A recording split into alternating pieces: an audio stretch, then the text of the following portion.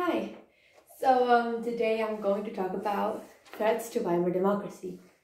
So basically things that happened from 1919 to 1923 that pose a threat to Weimar democracy, obviously. So I'm going to go through these chronologically. And so I'm going to start with the Spartacus Revolt. Well, this happened from the 5th to the 12th of January 1919, right when the Weimar Constitution was being written up. The Weimar government wasn't actually set up yet. Ebert was president, but it was in the process of writing the Constitution. And I'm going to get into this in a second, but right now it wasn't the Weimar government. It was just the German government, and you'll find out why in a second. So, why is it called the Spartacist Revolt? Well, it was organized by the Spartacus group. Who were the Spartacus group?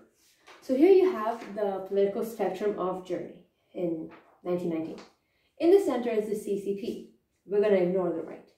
So in the center is the CCP, and then you have the DDP, then you have the SPD, and then on the extreme left, you have the KPD.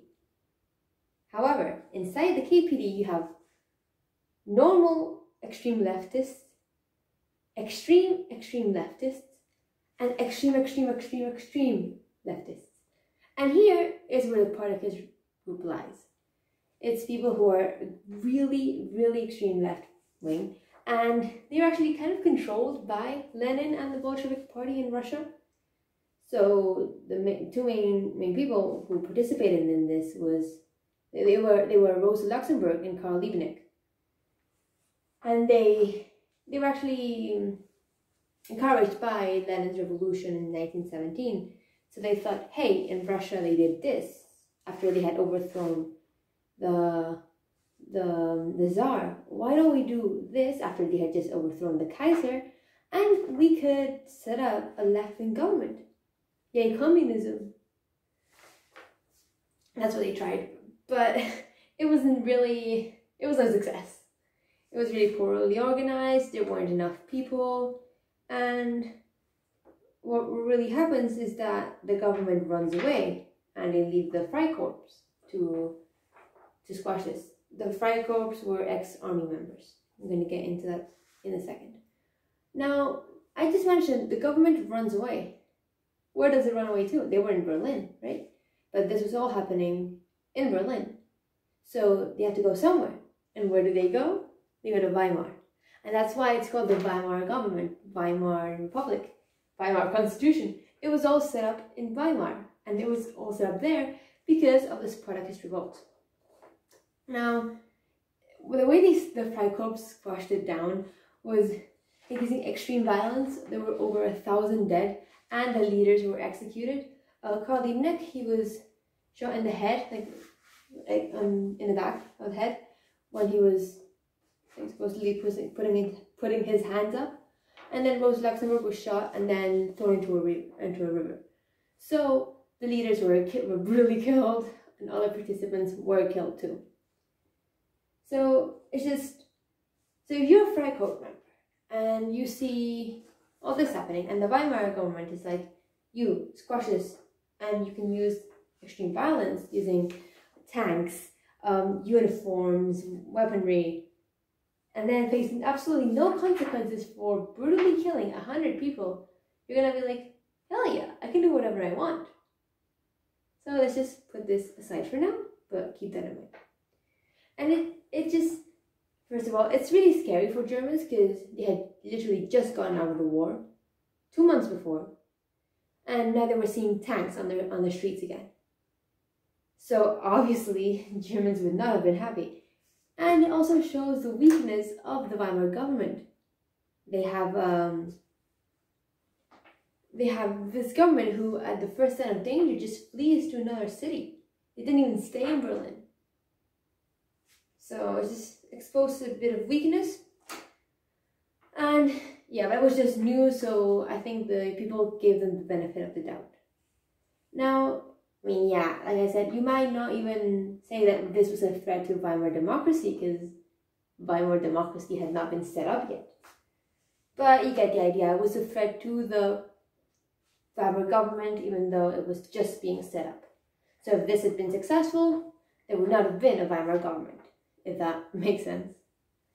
So then the Kapp Putsch, which by the way is the best name for a political uprising ever.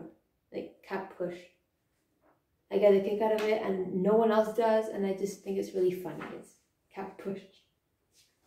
Well, it was on the 13th of March 1920, over a year after the Spartacus Revolt. Well, it was the Freikorps. It was actually the Freikorps who organized it. And the Freikorps belonged to, like a lot of them belonged to the political party of Wolfgang Kapp. And they had such success in the Spartacus Revolt, like I mentioned earlier, they could go into the street, wearing their uniforms, because they were ex-army members who, because of the Treaty of Versailles, well, not the Treaty of Versailles, but because of after the war between, after the Treaty of Versailles, what am I saying? They had been left out of the army. And, I mean, the Freikorps did exist before the Treaty of Versailles, but they were just ex-army members. But by this point, the Treaty of Versailles had taken effect, and these were actually really pissed off ex-army members. So yeah. And these were like men in uniforms, in tanks, using guns and whatever they could to just kill people and face no consequences. They had such success, they thought, hey, why don't we try to take over the government? At this point, the Weimar government had already been set up. So they thought, they were right-wing. So the Spartacists were obviously left-wing, these were right-wing. And they thought, yeah, this government is way too liberal, I don't like it. Let's just set up a right-wing government. What could go wrong? Well, they brought weaponry into Berlin yet again and threatened people. And of course, people would have been scared. In November 1918, the war had just ended, and you had just suffered through 4 horrible years of war and seeing violence in the streets. And then they have to face a Spartacus Revolt in 1919, and then this in 1920? Come on. So, what do you think the Weimar government does when these people go into Berlin with their tanks and guns? Do they stay and fight, or do they just flee? Well, they flee. You probably guessed it. But the Weimar government, Ebert, and all these people flee to Dresden. So you can kind of start to see a pattern. Spartacus Revolt, first sign of danger, they flee to Weimar. Kapp Putsch, first sign of danger, they flee to Dresden. Like, come on. Like before you could have the benefit of the doubt, but now they had been established for over a year, and they could not stay and try and fight it. And they did try and call a general strike, which surprisingly worked. So the workers saved the Republic. And you may think that this was really good. It shows how the Weimar government was able to move the people and organize resistance to this revolt, to this push. But it was actually the people. If the people had said, nah, I don't want to go on strike, they could have just ignored it, but they didn't. So that's why, they didn't handle the Kapp Putsch that greatly. Kapp is caught, Wolfgang Kapp, and is imprisoned, but dies before he can stand trial. And there were 12,000 Freikorps involved in this. I don't think most of them suffered any consequences, but it was better organized than the Spartacus Revolt still. And they did manage to show the weakness in the Weimar government. But it wasn't that bad. The people managed to squash things down through a strike, and the threat was gone. And the next year, peaceful 1921, quite peaceful, nothing. And there were a series of political assassinations, which we won't talk about in a bit, but there were no major coups. Then 1922, no major coups. And then 1923, just as the year is ending, there is a huge coup, which is the most famous one out of all the ones in Weimar Germany. Well, the Munich Putsch, the beer hall Putsch. So on the 8th of November 1923, von Kahr is in a beer hall in Munich. He was addressing Lassow and Seisser and other members of important Weimar politicians in a beer hall in Munich. While they're talking, when they're doing that, a few members of this political group are surrounding the beer hall they're at. These people, for example, I don't know who comes to mind, Adolf Hitler, Hermann Göring, yeah, those surround the beer hall, like I said, with 600 stormtroopers. 600 stormtroopers, not the Star Wars ones. Star Wars ones were actually based on the stormtroopers here. These are SA, not SS. SS does not exist yet. This is SA. They surround the beer hall. At the same time, Rome is off to the army barracks with other members of the SA to try and get people and things like guns, weapons, And they have the place surrounded, and Hitler bursts in and interrupts the meeting. He says, "Okay, Kahr, Lassow, Seisser, you're coming with me." They go into a back room and they take him hostage. He takes them hostage. So there he explains how he wants a new government with him as leader and Erich Ludendorff as commander-in-chief. Now, Ludendorff is a really important military member from the First World War, and he was actually quite screwed over to the Treaty of Versailles because he lost power in the army. And of course, he thought he would support Hitler. So Hitler said, "Okay, fine. Yeah, we're going to set up a new government. I'm going to be the leader. Ludendorff is going to be the commander-in-chief." Commander-in-chief is the head of the army. While all this was happening, like I said, Rome was attacking the army barracks, but wasn't successful. Well, in this room, Kahr, Seisser, and Lassow are like, "No, we're not going to help you set up this government. Why would we help you? We don't have any reason to do so." And Hitler's like, "Oh yeah? Yeah, it's like that. So I have this little gun here, right? So if you don't agree, I'm going to kill you. And then I'm going to kill myself." And you may think, okay, why would you kill yourself? First of all, he threatened this to show how serious he was. He would die for this. And second of all, which it took me a while to get this, but it makes sense. It was to show that actually really meant it, and that if they didn't do this, they would all die for nothing because no one would achieve anything. So if they gave Hitler what they wanted, they would live and possibly form part of a new government. If they didn't tell Hitler anything, they would die for absolutely nothing because Hitler would die. And yeah, to basically show desperation and say, "Hey, you better support us." Well, Ludendorff arrived, and Lassow, Kahr, Seisser, they had no other way to go. They knew they had to show their support, so they went out into the main beer hall to address the public and pledge their support. Well, Hitler is doing other stuff, and Ludendorff is in the beer hall and controlling everyone.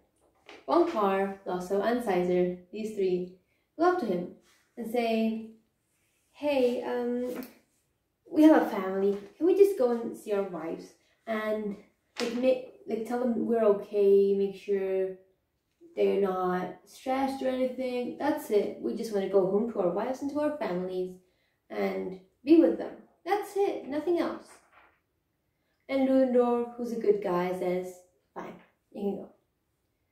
Von Kahr, instead of doing that, goes straight to Ebert and says, "Hey, Ebert, Sorry to bother you at this time of night, but there's a little uprising going on with over 600 people, so unless you want your government in Munich, in Bavaria, to be overthrown, I suggest you send the police and army, because otherwise you're kind of screwed. So on the next day, on the 9th of November, 2,000 men, led by Hitler and Ludendorff, march into the city. They go through the city, with their arms linked, and march right into Munich. However, they were met by many police and soldiers, and they were overpowered and had to flee. 3 policemen and 16 Nazis died. Ludendorff, when faced with this, he just kept on marching into the police. In a way to show the Nazis that he would keep going even though he would be stopped. But also to show the Weimar government and the army that he was forced to do this. He had no choice. So please forgive him, because it was not his choice to do this. He was being threatened by Hitler. He thought this out. Hitler got shot. Well, not got shot, but his shoulder got dislocated. And the reason why is, like I said, they had all their arms linked. And the soldier right next to Hitler got shot and killed. So he fell down, and because they had their arms linked, Hitler fell down and his shoulder went. Now, you just think, a few centimeters to the side, and it could have hit Hitler. He quite literally dodged the bullet. Well, as a consequence, Hitler managed to flee and hide for 2 days, but got captured and spent, out of a 5-year sentence, 9 months in jail. At the trial, he used it publicly to show his ideology, and in jail he wrote Mein Kampf. He spent 9 months in jail with Hess. Hess was there, by the way, I forgot to say, and Himmler. Himmler was actually there when they went into the beer hall. He was one of the guys having the flag of the Nazi party. So he was right there. So in this little coup, we have Hitler, Goering, Röhm, Hess, and Himmler. It's right at the beginning of the Nazi party, right there. I mean, it was founded in 1920, but this is 1923. Hitler was right there leading them. And as a consequence, like I said, Hitler spent time in jail. The Nazi party was banned until 1927, I think, and no, 1928, and Hitler was banned from public speaking until 1927, although they ignored these things. During his time in jail, Strasser tried to take over the Nazi party, but yeah, that's pretty much it. And famously, Goebbels, he didn't live in Munich, but he heard of this, and he wrote in his diary, "Oh, it's just another bunch of nationalists." Goebbels, you have to keep in mind, he was more left-wing leaning, but it was a leading Nazi who at this point hated and disliked the whole Nazi party now. So a future Nazi hated the current Nazi party, which shows how eventually he came under Hitler's spell, or whatever. If you want to find out more about Goebbels, go watch my video on him. Anyway, that's the Munich Putsch.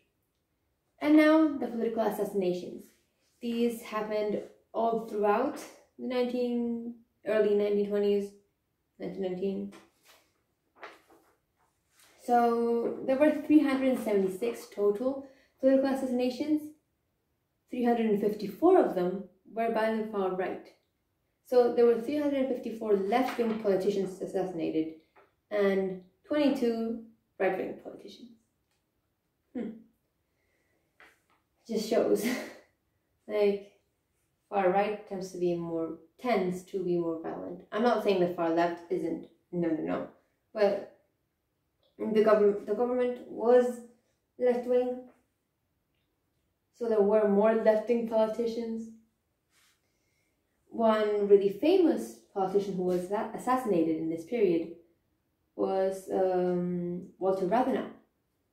He was a Jew and he was in the DDP, left-wing politician. So that's pretty much all the threats to Weimar democracy. Like I said, the Spartacus Revolt, it's a threat to the establishment of the Weimar democracy. The Kapp Putsch, it's a direct threat to Weimar democracy. And yeah, the Munich Putsch, again, a direct threat because they wanted to establish a Nazi dictatorship.